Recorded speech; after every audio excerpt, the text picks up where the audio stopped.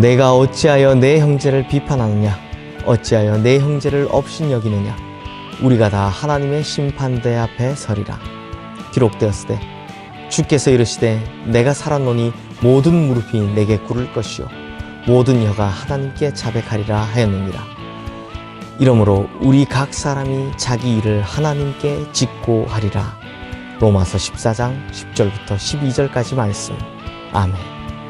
성도님들, 19세기 성결 운동에 가장 큰 영향을 끼친 존 웨슬리는요, 믿는 이들에게 이렇게 권면을 했습니다.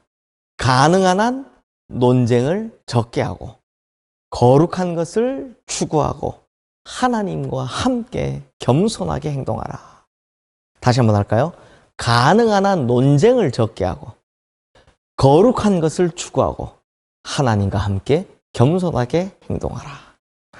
사랑하는 성도님들, 웨슬리가 가능한 한 논쟁을 적게 하고 거룩한 것, 또 하나님과 동행하는 것에 집중하라고 한 것처럼 사실 우리는요, 거룩한 것을 추구하는데 에너지를 다 써야 하기 때문에 서로의 약점을 보면서 비난하고 싸울 그런 에너지도 여유도 없습니다. 그게 정상이어야 합니다. 진짜로 보면요, 내가 대체 어떻게 해야 올바른 그리스도인이 될까?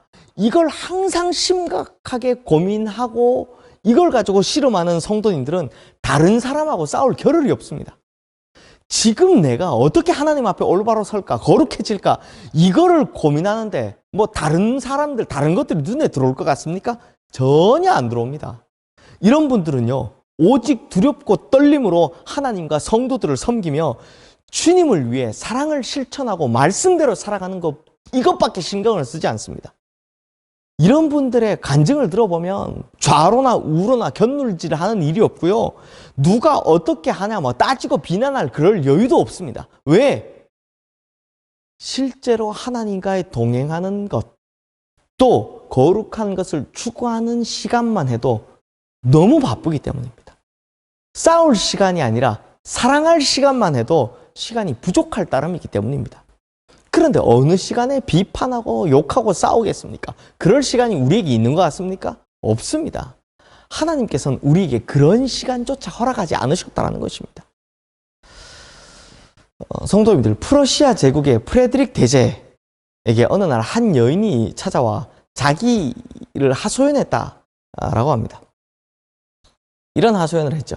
폐하, 제 남편이 저를 너무 못 살게 굽니다.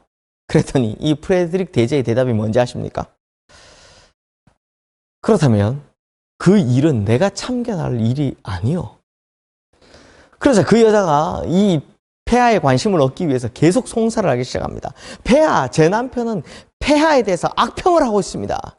그랬더니 이 프레드릭 대왕이 뭐라고 대답하는지 아십니까? 그렇다면 그 일은 당신이 참견할 일이 아니요. 이게 무슨 말입니까? 자신과 상관없는 일로 인해서 그 자기 인생 허비하지 말자라는 겁니다. 이것은 사랑에 대해서도 마찬가지입니다. 막 그 다투고 하는 이런 것에 허비할 시간이 우리에게는 없고요. 오히려 사랑하고 이해하는 시간만이 주어져 있다는 겁니다. 지금 사랑하기에도 시간이 너무 부족하고 내가 거룩해지기에도 이게 신경 쓸 일이 너무 많은데 어느 세월에 다른 사람 생각하고 비난하고 싸우고 하겠습니까? 그럴 시간 여유가 없다라는 겁니다.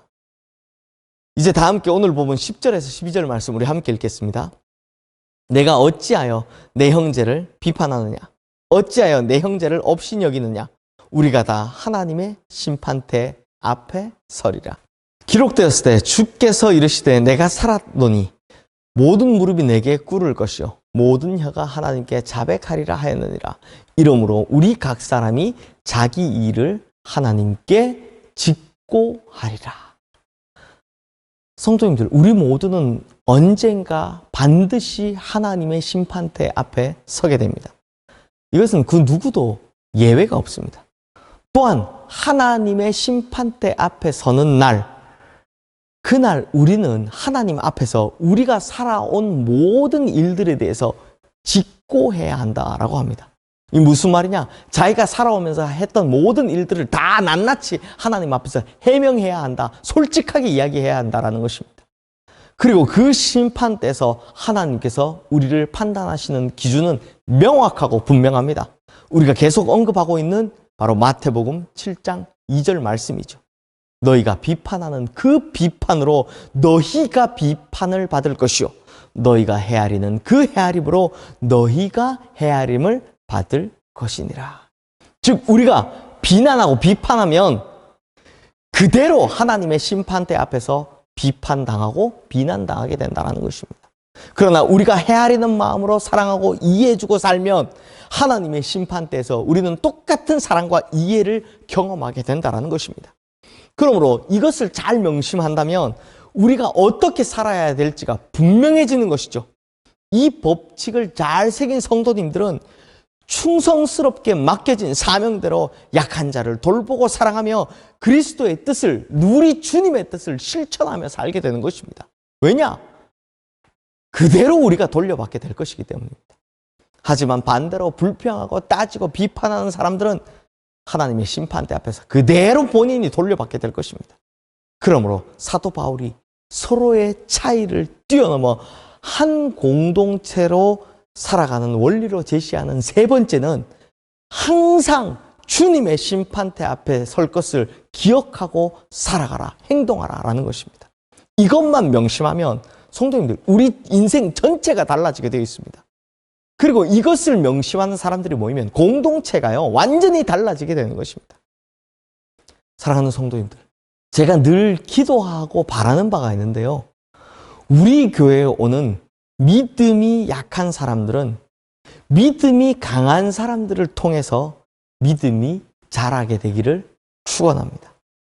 그리고 먼저 믿은 자들, 또 믿음이 강한 자는 믿음이 약한 자에게 제발 믿음의 모범이 되기를 주님의 이름으로 축원합니다. 그렇게 믿음이 약한 자는 믿음이 강한 자를 존경하고 그의 믿음을 본받으며, 또 믿음이 강한 자는 믿음이 약한 자를 사랑하고 돌봐주고 이해하고 격려하여서 서로 그리스도의 사랑 안에서 함께 평안히 지내는 교회가 되기를 주님의 이름으로 축원합니다. 이 모습이 바로 주님 말씀 잘 따르는 주님이 주인 되신 진짜 참된 교회의 모습인 것입니다. 우리 교회가 바로 이런 모습을 가지게 되어서 이제는 이 땅에서 가장 아름다운 그리스도인들의 공동체로 거듭나게 되기를 주님의 이름으로 축원합니다. 기도하겠습니다. 하나님 아버지, 늘 하나님의 심판대 앞에 서게 될 것을 기억하며 살아가게 하여 주시옵소서. 내가 비난하고 살았다면, 비판하고 살았다면 그대로 내가 돌려받는다는 것을 기억하게 하시고, 내가 사랑하고 격려하고 위로하며 살았다면 그대로 내가 돌려받는다는 것을 기억하며 살아가게 하여 주시옵소서. 그리하여 우리 교회는 믿음이 강한 자가 믿음 약한 자에게 좋은 본을 보이고, 또한 믿음이 강한 자는 믿음이 약한 자에게 사랑해주고 격려해주고 위로해 주어서 정말 아름다운 이야기를 들려주는 교회가 될 수 있도록 주님께서 축복하여 주시옵소서. 예수 그리스도 이름으로 기도드리옵나이다.